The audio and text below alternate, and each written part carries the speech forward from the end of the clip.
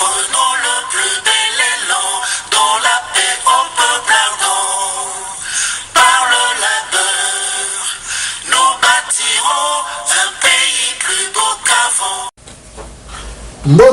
Mbote na biso mwana mboka mwana ya Congo tata mama mwana sika yo vandi mbote ndenge tolobaka se ya nzete se ya makambo se ya masolo yango tozovanda wana totonga mboka construisons notre pays lelo na banga tozana esengo monene ya koyamba bapaya minene ndenge na lobaka nzambe abenisanga pambola ngai mingi kozana bato minene wana ezali soko soki kunya italio alors lelo lisusu nayoki esengo kozala na bapaya oyo tosolo na bango depuis un moment na banza nungu mbilinga leki esalami tosangani papa na mama tosali misala ebele mais tolembite pona nini ya kosala ezebele même soko tongi ndako esili okoti okontinue kokombola yango okontinue kodekore yango okontinue kotia eloko boye fololo mwinda kochange boye na boye même position ya bakiti eloko tozosala sikoyo yango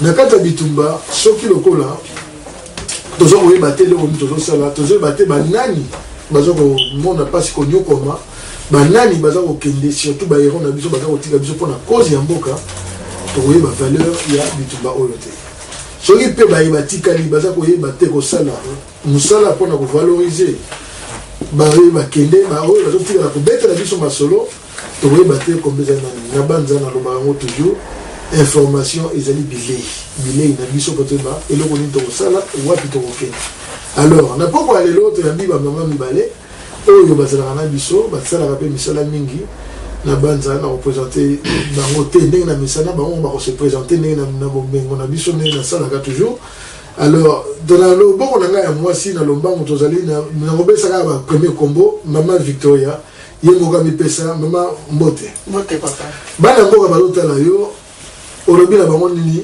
kombo ezali nini eloko nini olingi kosala na mokolo ya lelo avant tokota na mozindo ya masolo na biso kombo na nga mama Victoria Dimanja toye kaka kuna ko promesse topesaki na communauté ke tokobanda kopesa bango rapport ya projet topresentaki la fois passée mpona visite ya mama Chebeya mama Bazana si possible mama Philo Tumbula kozala na biso elongo na papa Paul Sampo. Merci mingi azali ya moko te azali pe na ye moko oyo nga natungisaka mingi azali na pembeni mama Cécile azali moko ye moko koloba azali nani azosala nini et puis na awa azomingela biso nini mama Cécile. Merci pour la parole. Kombo nanga Cécile Kabamba nakasi batebele bayebinga naza combattante donc quand il kamamboka tozonga simate na projet oyo ya arrivé ya ba veuve tozo travailler na mama Victoria.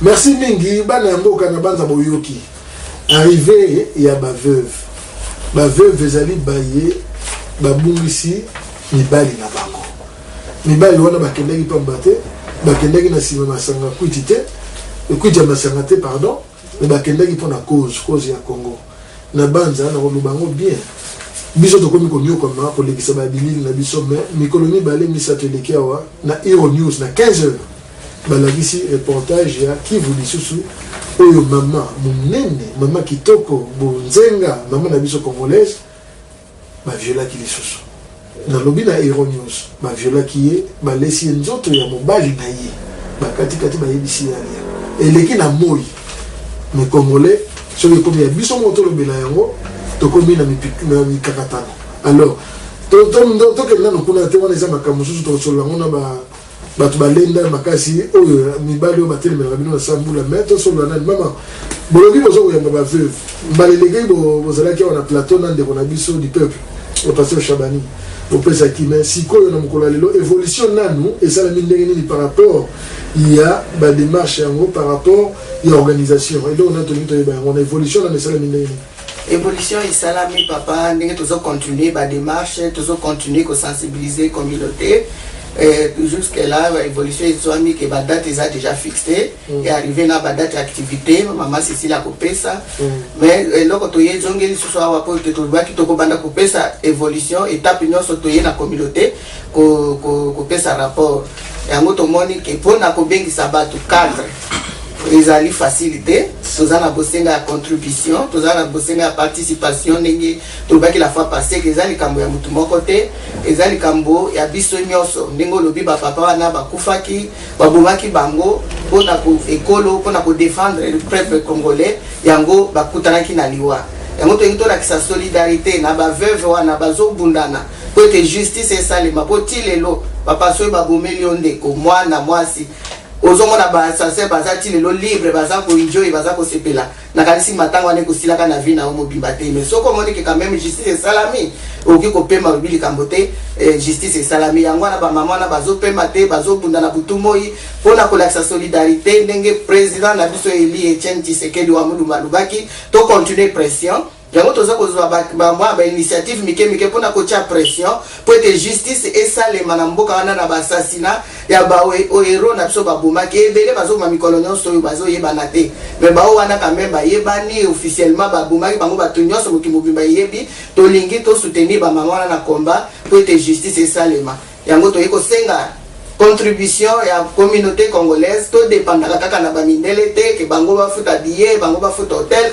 yango wana baza koimposer biso makambo na bango tolingi biso moko to se prendre en charge na kosala makambo na biso tolakisa ke toza capable mpe ya kosala makambo na biso na ndenge na biso moko mpona koinvite bato 4 wana toza na besoin ya contribution financière ya communauté papa mama mwana bajeune bokanisa bandeko na bino batikala baorphelin tocontribuer biso nyonso financièrement na likambo oyo po ete réussite esalema po badate eza déjà fixé faut boyebi ke bajeux olympique ezoya bientôt toza na besoin ya koreserve bahotel toza na besoin ya koreserve babillet mama chebe aza na Canada po kofuta billet avion bandeko baza na pembeni na biso awa na Eurostar bakuboya yango toye mpona kopesa évolution ya situation wana. Bien, maman.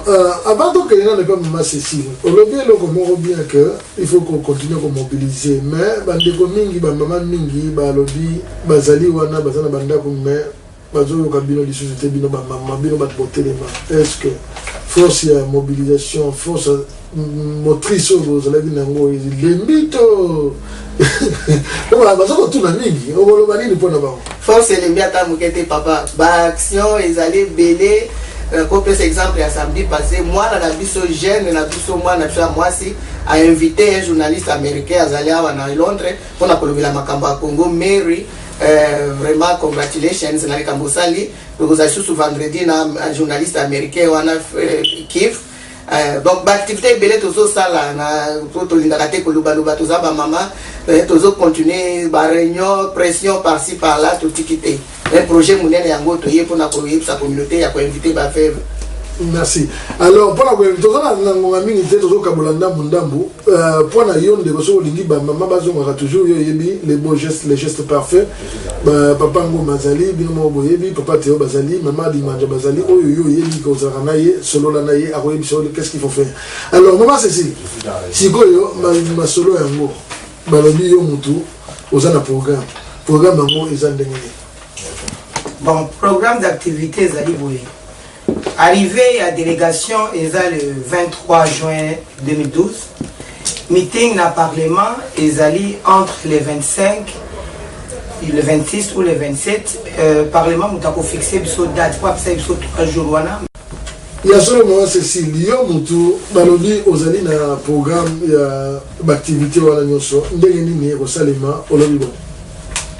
Bon, programme d'activité Zali Boye, arrivé à délégation le 23 juin 2012, meeting na parlement, parce que ça il y a 3 dates, le 25, le 26 ou le 27, mais je vais préciser la date il y a Mukolo, mon compte toko yebisabino, et puis meeting na ministère, nous sommes allés aux la projection et à film, et aux le 28 juin 2012.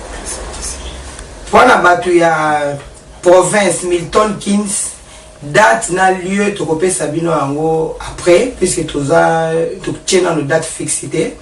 Mais pour la communauté, projection à film et la conférence de presse est allée le 30 juin à partir de 15h. Merci Kali. Yango nde bisika bitumbe zali wana et tali biso communauté pour la ministère ba kopesa biso salle. Parlement peut pas faire biso salle. Mais comme il prend la biso mogo dans la communauté, il faut Tommy pesa ça. Tommy pesa salle biso mogo Tommy prendre en charge. OK. Tommy prendre en charge, on est comme autant indépendance, il y a peuple congolais à Jakoduka impérium, toujours impérium déjà par en tant qu'individu. Alors Nabanza au lobby bien que Tommy prendre en charge, on est comme il Kambuya, le meya il y a le pata. Maman la biso Victoria. Siko batu basala ndenge nini pona obenga ou bien kosala le meya ba kosala ndenge.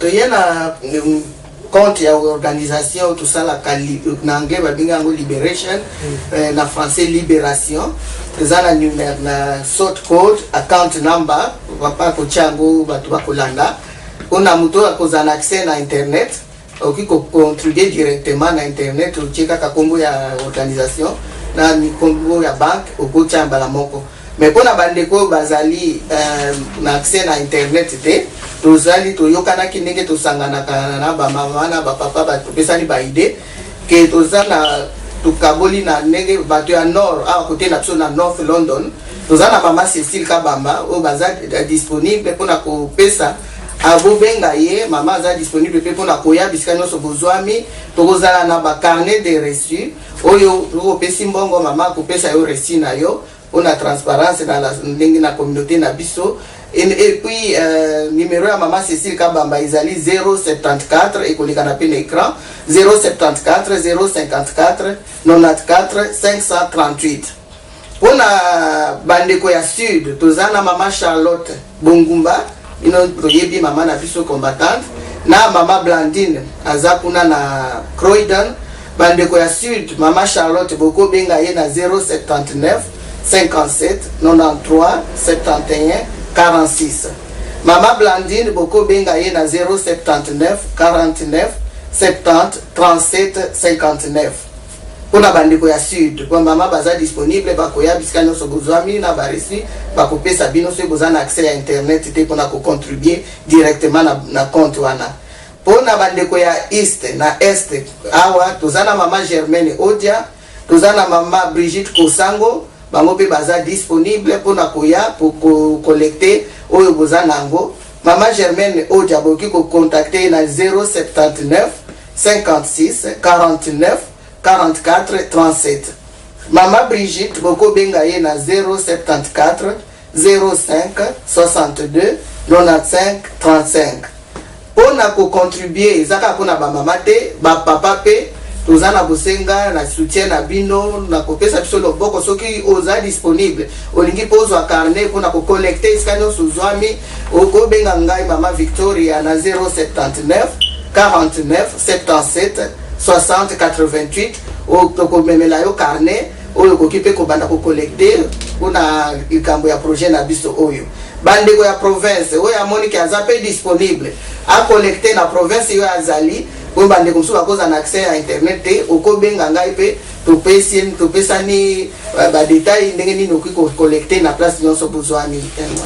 Merci mingi na banza ba biloko wana nyonso koloba mamzo za la pasi mais ya mwana technicien na biso ya Rosala ngo merci mingi mais tokene mbango pa mama Cécile loba mbango pona ba mama na ba papa pona Rosala makasi na likambo yo na bokuse yango la toza kosenga na bino na bato nyonso po bao bakufi baza mibali bao batikali ba veuve baza basi et puis bao baza orphelin baza bana donc likambo yo etali biso nyonso ba congolais donc toyeba ke bandeko na biso na ba sentir que totika bango te que tozali de cœur na bango donc lelo pasi na bango toza kokabola na bango bisengo na bango tokabola na bango mawa na bango tokabola na bango donc ba sentir que baza isolé te que tozana bango po blé bakoyawa bango ba ko expliquer pasi nini oyo bango bayoki ovandi kaka boye ba ko yebiso ke mobali no akufi abaladi te eloko te babomi boye baka pasi wana ndeko michalelo ni sika ya ndeko wana yo po kosala ekosala yo ndenge nini il faut bato quand même ba conseiller yo oyana bango ya leo tozale belé to ya mabango ba sentir que bazana kati ya famille po tozolo ba biso yo surtout ba congolais tozali ba congolais bana ya tata moko alors il faut to se sentir que bolingo ya na kati to lingani. Merci mingi pona usukisa mama Victoria opesi maloba nini na bana ya Congo? Maloba kaka ndenge moko mama Cécile aruti koloba tozali famille na combat tozali et réunir biso nyonso ba congolais pour la libération ya mboka na biso pour la justice na ba assassinat na ba impunité oza koleka na mboka et tozali longo pour na combat et kende liboso tina libération totale ya mboka ba initiative ya boye to kotikela ngo mutu moko te to pesa na loboko to sungana papa mama ba jeune pour te réussite ça le total les autres poussana toza vraiment natal c'était tout kaka na un mois ou quelques semaines pour na likamboyo bobenga ba numéro ezali wana ba numéro ya compte ezali wana to contribuer vraiment pour être to likamboyo réussir. Merci mingi bana mboka mingi ya koloba ezali te na banda to koyamba papa na biso pe autre solo na bango. Merci mingi. Merci mingi na ba mama na biso, merci mingi vraiment na ba lobato yo ki awa yo mwana mboka. Ça là geste na yo, le geste le parfait et puis to kende liboso pona yango to pe manano to mbela mwa kopo totala bilili ya bande kopé bazo ko salisa biso na mwanda mboyo bazo ko koka à vous l'antenne. L'église Jesus Christ the Savior Ministry avec l'évangéliste Barnabas, l'homme de Dieu puissant en délivrance et guérison. Comme programme de l'église, chaque dimanche c'est 12h30 à 14h.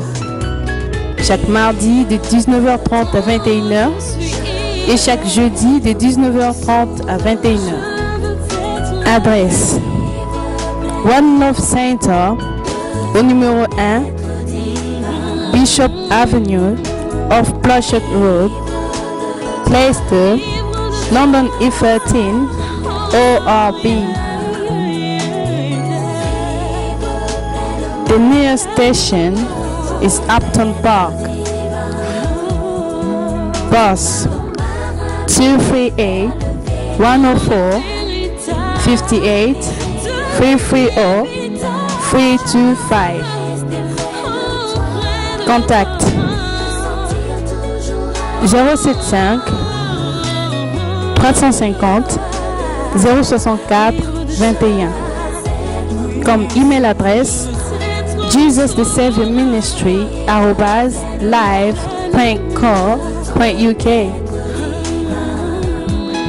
Venez nombreux expérimenter les œuvres de Dieu dans ce ministère.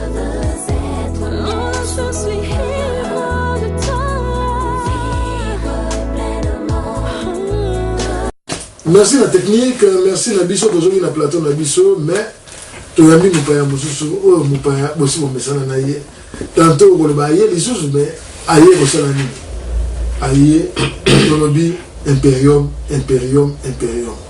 comme vous avez besoin il y a votre téléphone alors nous t'envoie papa Bart oui aïe les sous effectivement aïe les sous et puis l'imperium en tout cas pour avoir imperium les mamatoïs n'a pas les pour l'imperium parce que pourquoi pour la simple raison que les présidents de la République le septième Tshisekedi on va bien que nous sommes les amis et le président imperium bon imperium le président de la République a expliqué qu'il y a le secrétaire général Jacques Chaban a expliqué qu'Imperium a tiré un peu à l'avant-plan et même le président Théo, les représentants du DPS ici, a fait ces explications à Imperium plusieurs fois. Donc, moi, là, quand on a détaillé en haut les athées, mais juste en bref, on a répété ma phrase, Oyo, on a dit que pendant Imperium, tout là, pour que le président de la République travaille, pour travailler, parce qu'il a la légitimité du peuple. Mais pour travailler, sans l'impérium, il ne peut pas travailler. L'impérium, ça signifie que Azwa, armée simanaye, police, magistrat, banani, justice et tout, dans ma boucle. Donc voilà, on a dit, on a dit, l'impérium, il y a finance. Mais avant que nous ayons inquiétude, moi, je suis cassé dans la mboka. Balobi, oui, impérium, batunabiso ya bilamba makasi. Na tango, yo ola pandaya, ke obundela mabele. Ba mopaya kote liyo na bilamba makasi. Na ya mboka na ye, na ya mboka na yo, akomi kolata po amatela yo. est-ce qu'il faut baisser mon solo salaire avant yo banda pour côté mon père contre mon père? Question là, je crois que ba mi continent là ko bana président de la République ti ba politicien nyonso o bazana kati likambo ba si ba traiter ki yango, ça n'a rien à voir contrairement à ce que vous pensez. Peut-être que batongo va sur le salaire et ça m'a rempli les kati o ngai nazali na autorité te na ya kolobela tozo ke na bon siko le pona mosolo ngo siko to lobini mandat o nga ba pesa nga ya mosolo bien que ba tozo yeba quand même c'est normal le roi de travailler na bango to yeba ndenge makambo ezo lekela ndam mais mandat o ba pesa nga ya kolobela peuple ezali mosolo ba sengi peuple président de la République na bande kunaye o nyos balandi bazo continuer à insister parce que le peuple a contribué et cette contribution servira pour les besoins de l'impérium. Évidemment la seule question oyo eza ko tuna makalere nyos yo pe aussi tuna kinga ngo oyo ke mais mbo ça servira à quoi?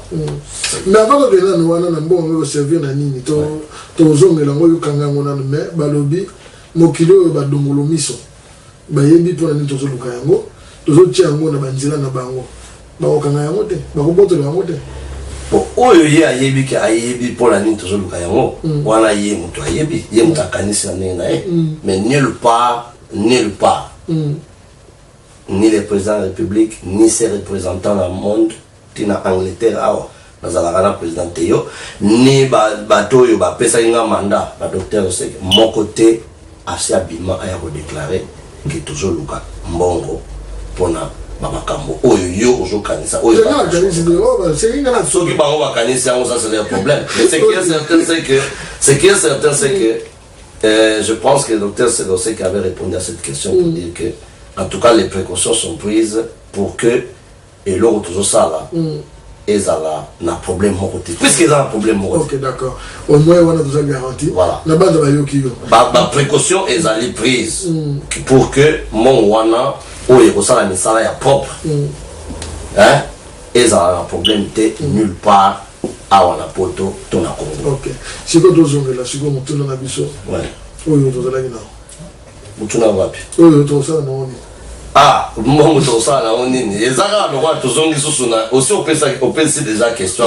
na façon parce que les gens me posent cette question dans la rue pourquoi mais c'est une ce que dans les caté allo ba vis-à-vis que mon wana to ça na ngo songolo pa te wana digi si mais non c'est très important on n'a pas que ça les sous parce que je ne voudrais plus que question là ils ont à tous les jours le peuple congolais doit savoir une chose na lo bakango pe nazo répéter tout le temps quand nos voisins oyo bazoni okola biso lelo ngai na yo to tanga na bango to yeba kite d'abord que ba pesa $1 et même ceux qui donnaient les $1 masina solo na ndambo juste kaka na koyiba bango ba technique ba oyo ba koma contre gouvernement ba tikala koyeba te mbongo wana ba pesa ka tina na ngoni alors lelo oyo nous on a la chance d'avoir les seuls monuments qui nous restent en vie.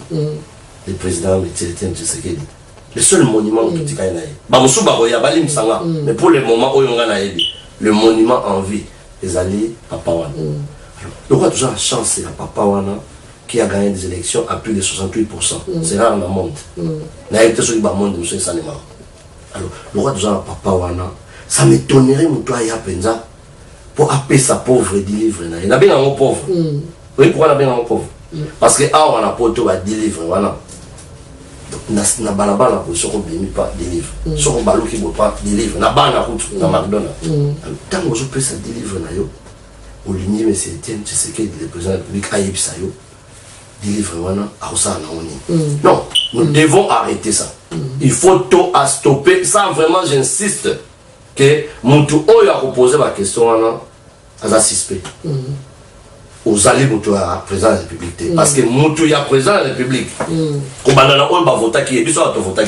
Mais nous avons participé à l'élection d'une façon ou d'une autre. Alors je vois mal Yomutu au Edaki, le président de la République, de façon les lots, où on a retourné, pendant que tu vas, Nangana, on a refusé pas parce que à mon temps je l'ai fait, même les lopés quand l'occasion me présente, mais 50 livres dans la tu ne réfléchis pas. Pour le plaisir. Pour le plaisir. Mais 10 livres, au niveau ça nous sommes désolés, avec tous les respects que nous leur devons. Oyo a coïncidé. Oyo a coïncidé à c'est que Azana idée nous derrière la tête, mais nous ne leur donnerons pas l'occasion. Bazwa et loko bazuluka. Ok. Voilà un peu.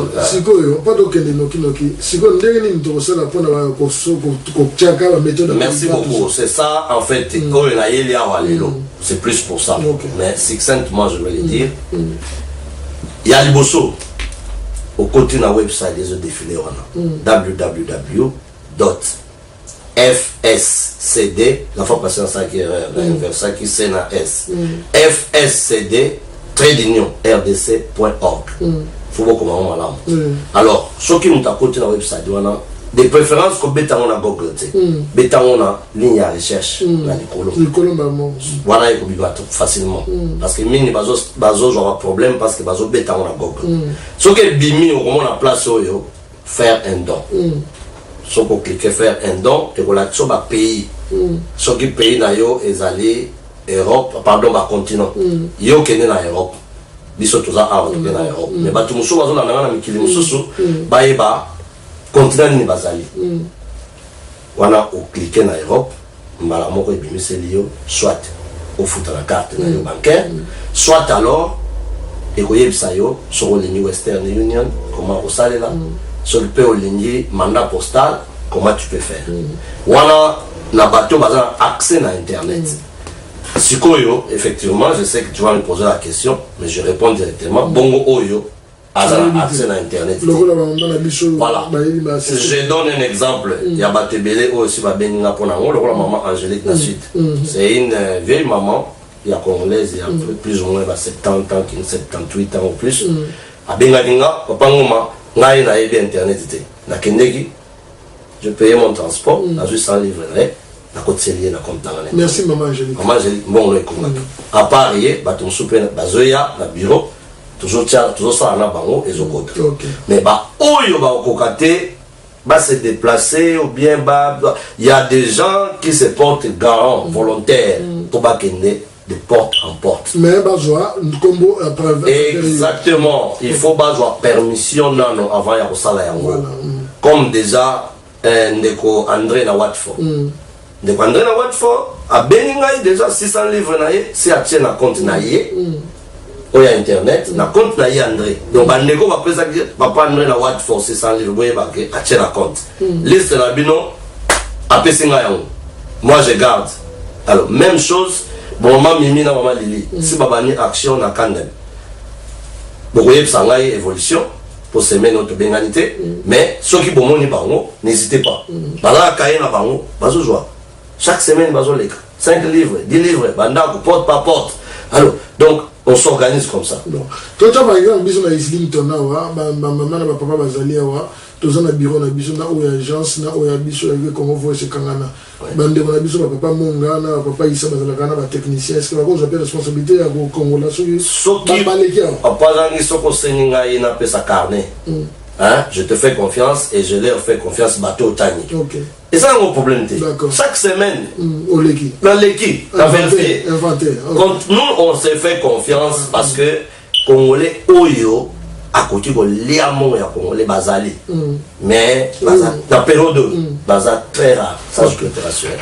Merci de continuer. Alors système monsieur système, bon, je crois que le système, mais moi je continue à croire que il y a des portes en porte, ceux qui veulent travailler, ça peut être le système le plus efficace parce que tant que travailler, présenter témoin, que nous avons plus rapporté de porte en porte que la banque. Parce que Congolais parfois a un kilo pour un élément. Mais pour un élément, il faut motiver. Il faut motiver. Alors on a besoin de motiver au bâtir internet. Il y a mis balai pour organiser. Parce qu'on nous a donné les mandats. Chaque pays peut s'auto-organiser pour gérer entrée et à la mine. Alors biso awa ya moto nobi Nous n'avons pas peur de faire les dons to door parce que nous sommes sûrs de ce que nous faisons et que l'argent ira à bon port. D'ailleurs, dans l'anglo-saxon, que les contacts humains dans le business, il y a des rapports, il y a des shops everywhere. Donc, il y a des si quand tu commis autorisation, qui ne risque rien. Merci. Donc, parce que il reçoit la vision chaque fois, pour on sa évolution, tout ça, appel, tout ça. Bon, pour les lots, le message nous a le message c'est que preuve à l'appui, au hasard pour ça, attends la website, à mon numéro, il y a Dr Tarsis, Oyo Azaliko Kamba, collecte à fond, Mobima. À tout napé, Bamikonza IDPS, au bazar na président tous les temps. Londres, Angleterre, ils allaient mener sur l'échec mondial, la contribution. Nous sommes fiers de ça, mais nous ne pouvons pas être fiers de ça tant que Bino, ce qui binoté, tu pourras au la place sur la tête. Alors nous vous prions de continuer. On a attaqué il y a un mois. Mais fais encore. Parce qu'il y a un but que Zali a une fois. C'est ça one conflit. Donc chaque fois, on continue, chaque fois on continue, chaque fois on continue, ainsi de suite. On en a l'occasion. Donc merci beaucoup une fois de plus, Angleterre. L'Angleterre, dans tous les plans, sur tous les plans, toujours na top. Na top, na top, to bandaki to kosukisa, biso moko to koyeba to sala. Topé malisusu, poto yamba, na sima, mupaya na biso asima, matondo papa ngoma, ingeta. Merci. Merci mingi na technique tozongi lisusu na bino bana ya mboka. Na lombango sikoyo tozoko yamba mokonzi oyo ya IDPS oyo pe bapesaki responsabilité ya okonza, pas okonza ya okamba. Biso na communauté, la liaison entre communauté, commission et communauté, na nini, na makambo tozokende, et puis surtout dans notre commune na Imperium. Alors j'étais Ngombo Mbote. Mbote, janvier. Donc, on a essayé de se comme d'habitude, on est là pour la nation. Merci. Donc, on a dit Papa Ngoma. On a dit plus de technique de paiement, de méthode de paiement. Mais on a dit que il y a un mandat plus sur mon solo. Il y a un mandat ya maloba. Bana mboka baza ko s'inquiéter moi moké. Balobi oyo balataka bilamba ya makasi Sokoto. Bazali baye balapa ndaya bakata seleka. Ke butu moi likambo ye pona ikolo bakotelema. Butu moi likambo ye pona mboka bakotelema bakobunda. Mais balo comprendre les soucis na kati ya période bazali pena souci na kati. Est-ce que mon paya uti libanda aye okote leo na ndako abandi kolelo biloko abandi kobetelo bana na baba na mwasi okoloba nanu kezela na kende kozwa maseti ona ya kobuno bien okobanda nanu mbala moko na oyo zona. Effectivement, ce que mon paya kote leo na ndako bitombe koti okamata oyo nyonso za na pembeni ezala nzeta fufu ezala mbelio ezala na cuisine pour se défendre na yango. Situation que nous avons actuellement, c'est la situation où ils allaient senga participation ya motonyoso. Les politiciens, ça les partis na bango. Ou baza ko continuer toujours na osala. Bana ya mboka ba civil surtout beni bango bongo. To mona kindenge ba bimaki. Bipa nyonso pour na soutenir changement. Oyo to vota ki biso nyonso na kati ya mboka. Sikoyo bango ba ko continuer lisusu na misolo na bango ndenge baza ko pesa. Mais le kola tu expliquer ki Imperium elinko la kisanini. Olingi to lo baboye. Mbongo oyo ezo pesama eza pona kosomba ba soldate. Ezali ete mukondi na biso oyo biso to votaki. Il faut fonctionner normalement. Fonctionner normalement, c'est-à-dire il doit être en mesure de payer les fonctionnaires de l'État. Mais qu'est-ce que l'État, si vous allez déjà en place, et le contrôle de la Banque centrale, du trésor public. Ils allaient confisquer. C'est là où maintenant on a lancé cette histoire de guichet unique. Mbongo et Kindaka, place Moko. De façon que Tokoma, en mesure Bissomoko, il y a ça la face, n'a pas de dépenses mensuelles. De façon que Batu Oyo to Sengi, Baya Basala na Bisso Musala, Bazo Akape moyen, il y a collier sa famille. D'accord. Est-ce que c'est normal, na kati ya mboka moko, côté mususu, budget de l'État, ils allaient pris en otage, de l'autre côté, fonctionnement normal où il y a mon conduit na mboka peuple à Tchaki, bah comment fonctionner na ba frère individu. Est-ce que c'est normal? Nous sommes dans une période de crise, une période qui est extra-constitutionnelle, où tout le monde a été, bana mboka ba voté mutu moko boye aye abimi gang, à s'accaparer le pouvoir. Maintenant, pour contrecarrer les Cambouana, il faut récupérer l'administration et pas une abisso. Il faut le payer. Bien que, bon, la banque centrale, les gens sont payés. Mais nous allons payer tout le monde. Avec quel argent? De contribuables congolais. Taxe ya kofuta ba ya kokata na kati ya Congo, c'est peut-être 10% de la population, moins de 10% les au salon ça. C'est ainsi que nous nous sommes lancés, nous avons lancé un appel na bande konabiso nyonso bazali banda pour contribuer pour mboka na biso et tellement. Ba eux bazawana ba s'accaparer le pouvoir. Et là balingi ezani ni qui statico ezala na mboka. Congolais a souffrir. Congolais a tenté.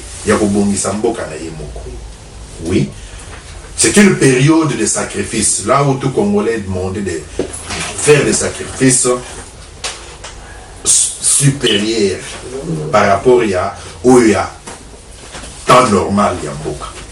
Il y a un autre été. Nous sur place à Zali, Nasuka Yasanza, aux 8 ans là, pour ça, ceux qui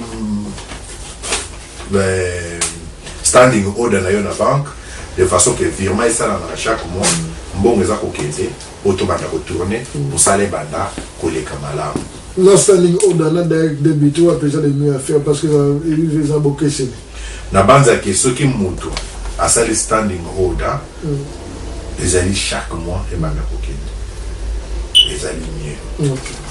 Bien na banza boza ko kame représentant ezana mutuna mususu non fait mituna mibale ezo bozonga mingi ya liboso bana mboka baza ko mituna mabi mais pona nini président na biso président ya Congo ou le peuple atiaki monsieur Tshisekedi wa Mulumba azali bozo ba initiative mingi na sima ya Joseph là Joseph Sogi a lobby boye il y a eu contrecarré pour il y a zoko bandate wana ya liboso ya mi balé ezali to mona ki baye ki a soi disant banani ba opposant mususu ba sala ki mulongo ba yaki libanda ko sala campagne na libanda campagne wana isuki ndenge nini puisque basi bazonga mboka siko changement bandi ko sala manéchiquier mondial politique mondiale. C'est à cause de Okende, mutu a tchaki désordre en Afrique, Obama za ko patapata, mingi ba komi na ekenge. Changement wana ya Sarkozy, bino ou bien biso, toujours ko yamba ndenge par rapport à politique au Congo. Ouais, premièrement, le président élu, mais c'était un Tshisekedi wa Mulumba, azo sala makambo na temps na ye. Ezali teke azali kolanda mutu na si. Mais il s'avère que ce qui Joseph Alobi Boya après il a eu Kolanda. Ce que Joseph Alobi Boya Kolanda. Pour il y a d'autres directives libéraux Joseph Yalanda et là c'est. Na ebité si ya eloko oyo et l'Obama qui avant il y a Kolanda yango na ebité. Prestation de serment et puis sikoyo pour na kopesa ni balé. Wana peneza bana mboka.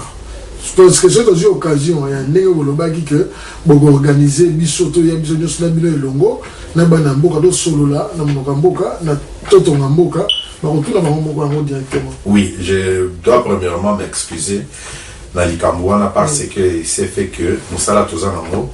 Mais Kolo est tellement que les noms Nazaliawa, le Nazaliawa, je n'étais pas sur place. Tant que la situation est comme qui et puis la salle n'était pas disponible. Mais tout organisé sur les Kambouana. J'espère que situation, il y a prestation de serment. Il y avait des situations sur place dans le terrain où ils ont salaki contentieux. Les alaki contentieux locaux les alaki. Bah pour parler les alaki, ils ne pouvaient pas directement aller prêter serment. Mais parce qu'il y a eu entêtement côté Oyo, il est allé prêter serment dans un camp militaire, ce qui ne se fait pas, entouré de chars, en précipitation encore. C'est-à-dire qu'il s'est précipité, mais nous avions Nathan Nabiso, Sali Yango, Nathan Otomona dit que oui, et Koki Sikoyo, le président, doit prêter serment. Angouma, qui a la population, le char et Bimaki, pour empêcher. Maintenant, c'est à nous, peuple congolais et la communauté internationale, de se poser la question entre celui qui a prêté serment dans un camp militaire, entouré de chars, et celui publicité par la masse populaire, de façon que Babi Manaye, Babi Manaye dans le stade à Maritir, qui est le vrai président. Ok, bref, donc, mais ça circonstances, voilà. Événement. Bon, ok. Deuxième point, au lobby sur. Bandeko bayaki libanda basala yi campagne pour na kolakisa ke Mobulu esalamaki Moïbe esalamaki résultat nango eza wapi soki boza nango et puis lelo bazo koloba nini normalement bandeko bayaki libanda soki tobito analyser mission na bango ezalaki na place na yango te parce que babimi période oyo na kati moto mais pourquoi toyambaki bango kasi toyambaki bango puisque ils se sont présentés comme les nôtres. Ils ont bâti campagne. Ils ont malheureusement utilisé le nom de Tshisekedi pour se faire élire. Et les élections telles que se sont passées, Ngoyi Mulunda a sali liste a nommé Bango. Maintenant, ils sont mis en épreuve la situation. C'est cette situation qui nous donne l'image, le reflet. Yamakambo, Yambaki Bango. Tu sais comment on a que maintenant, non, Batoyo, ils n'étaient pas avec nous. Bien qu'on avait fiché Yamutu na Mutu, tu sais que Batambola qui bien était. Mais à ce temps-là, tu as au Kenya de Bissonyoso, Ntela Moko. Tu me kagota la koma kobomis. C'est ainsi que l'air Batouana va commis na Congo. Bakei. Interview tout ça na bango émission tout ça na bango. Il parlait toujours au nom de Tshisekedi, au nom du président Tshisekedi. Mais l'air ba komi kuna totuni bango mais dans toutes vos déclarations actuellement maintenant où se trouve l'intérêt du Congo, où se trouve M. Tshisekedi dans tout ce que vous êtes en train de faire maintenant. Bon, ils se sont lancés dans une logique de parallélisme. Comment ils ont défini ça, qui voilà, et pour eux, il faut combattre de l'intérieur. La politique de chaise vide ne paye pas toujours.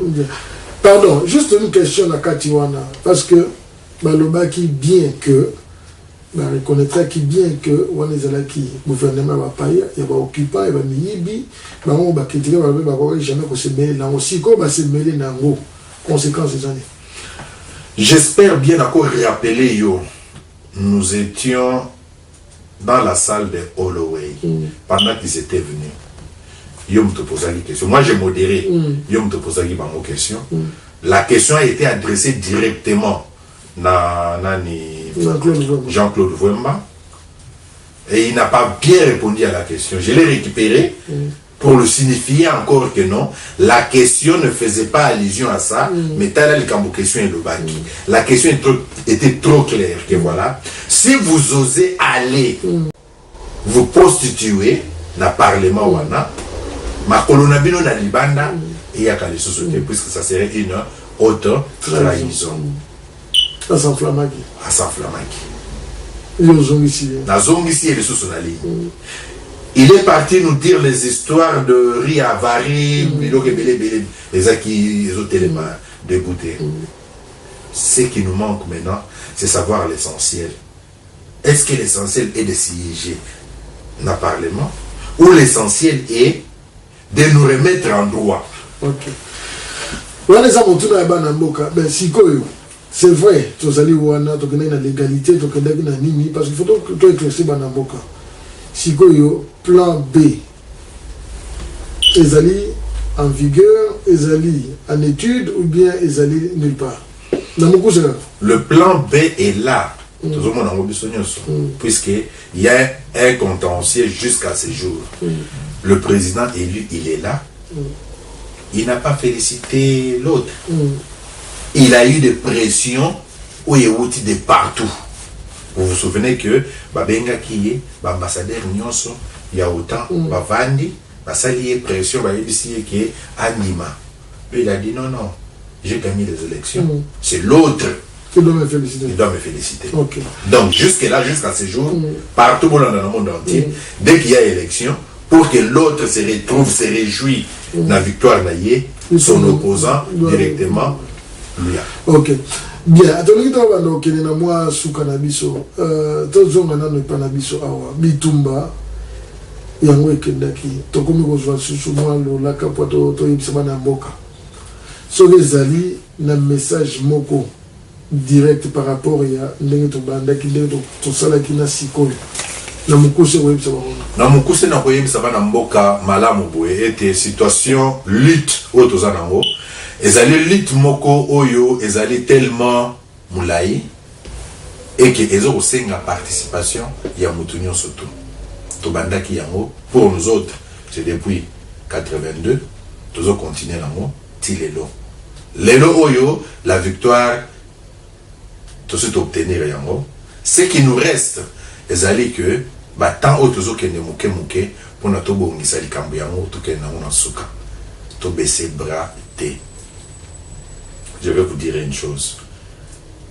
Ennemi à Congo, azali ou azali congolais. On a eu des coups de fil. Bande comme sous babengi juste pour saboter l'émission. Ce qui est trop grave.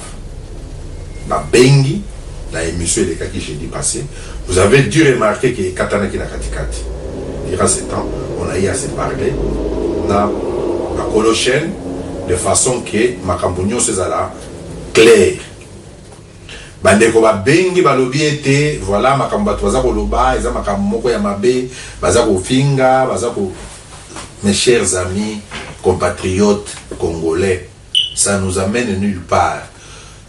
Soki omimoni ete oyo ezali koleka na chaîne oyo ndenge tozali koloba ezali ko mettre yo mal à l'aise, c'est-à-dire place na yo ce n'est pas dans les concerts, il y a nation congolaise.